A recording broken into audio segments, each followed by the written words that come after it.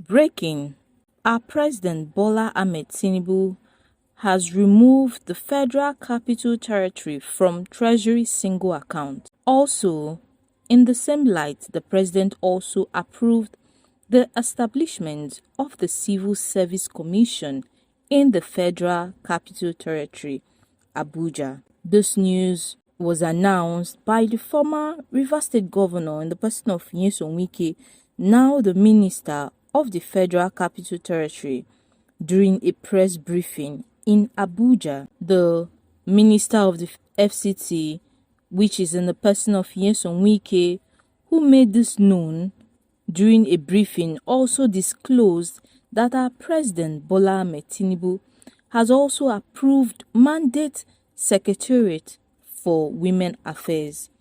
This improvements and development is given the Federal Capital Territory, Abuja, more new looks and development. Now, President Bola Ahmed Tinubu has pulled the Federal Capital Territory administration out of the Treasury Single Account (TSA) to pave the way for the leadership to utilize the territory's internally generated revenue (IGR) for the development of the nation's capital. The Minister of the Federal Capital Territory, in the person of Wike'S, who was formerly the Governor of Rivers State, announced this at a press conference in Abuja yesterday, and also disclosed that the President has approved the creation of the Federal Capital Territory Civil Service Commission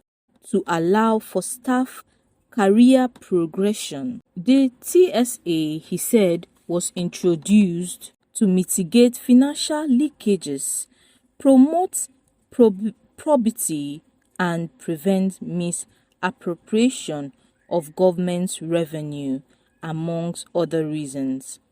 Nyesom Wike is assuring the people of Nigeria that he would, in his leadership and tenure, give the Federal Capital Territory a new look and the face being the capital and the base of Nigeria, the development it deserves. Explaining how he persuaded our President Bola Ahmed Tinubu to remove the FCTA, which is the Federal Capital Territories account, from the TSA, the minister stated that the central bank cannot give the Federal Capital Territories account loan, and even the IGR are spent as they come, which you cannot tangibly do anything with. That's in his words.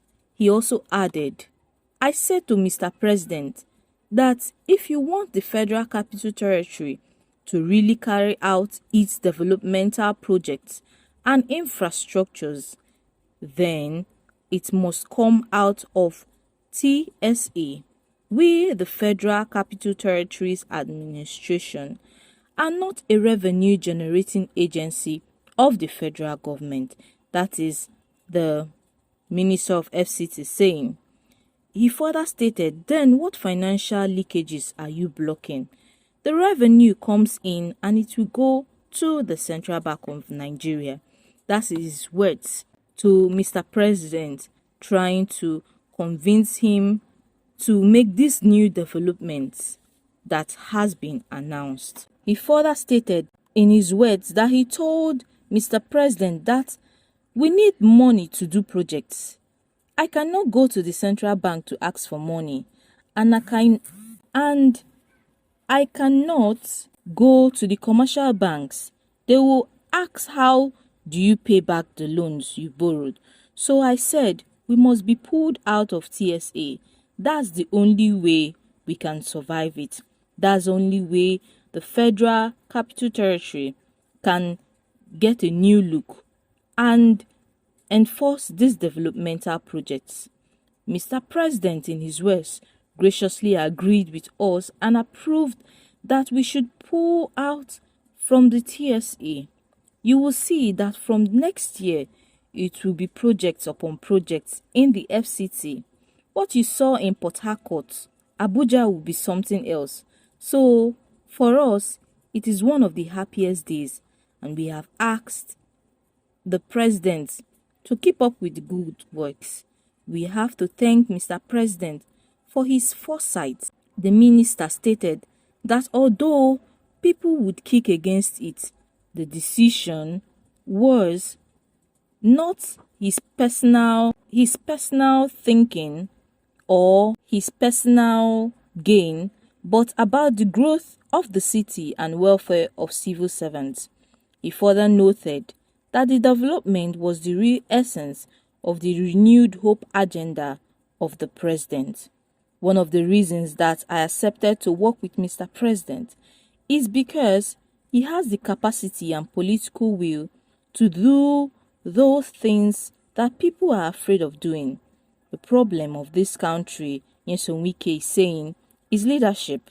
So many people don't want to take actions, as they believe that some people will be angry. There is no action you take that everybody will be happy with. What is important is that you are guided by law and your conscience, he added. We should recall that the reason behind Wike's visit to Mr.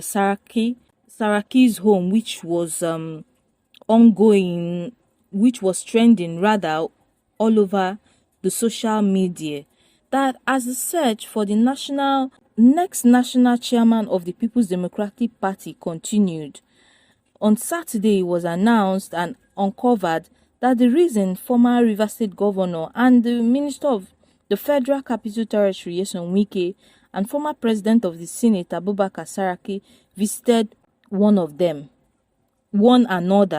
they visited one another.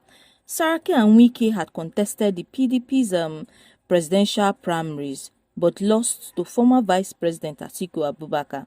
And the former President of the Senate was appointed into the People's Democratic Party / Atiku's campaign team, and with the support of others, they worked for the party in the presidential election. So Wike, who called for the removal of the suspended national chairman, Nyorochia Ayu, for South-North balance alongside his G5 factions, they worked against the interests of Atiku and the party in the 2023 presidential election. And the former Rivers State Governor, who worked for President Bola Tinubu of All Progressive Congress, thereafter was appointed the Minister of the FCT. And upon assumption, Wike had declared that he remained a member of the People's Democratic Party, only working with President Bola Tinubu to transform Nigeria. So the rumors ongoing about his visit to Saraki is for the betterment of Nigeria, he said. And as the call for Wike to be sanctioned gathers momentum, many members of the People's Democratic Party are also demanding the replacement of the acting national chairman, Umar Damagun. In a news twist also, Wike stormed Saraki's house and located at Lake Chad Crescent, Maitama, Abuja. And a credible source who is high-ranking member of the People's Democratic Party's National Working Committee revealed to our newsmen. The source, who does not want his name mentioned in the print, disclosed that Atiku and a few party leaders had settled for Saraki to succeed Damagun. He said that we are aware that the party's presidential candidate Atiku and a few party leaders are discussing the person that will succeed the Damagun. In recent times, I am aware that Atiku and some of these leaders have settled for Saraki.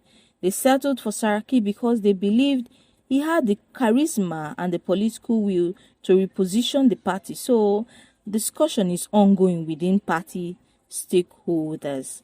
And when asked about who the next People's Democratic Party's national chairman would be, he stated that once the Supreme Court rules on the presidential election matter between now and November, that the leaders will come out open and they would state who will be the next in line.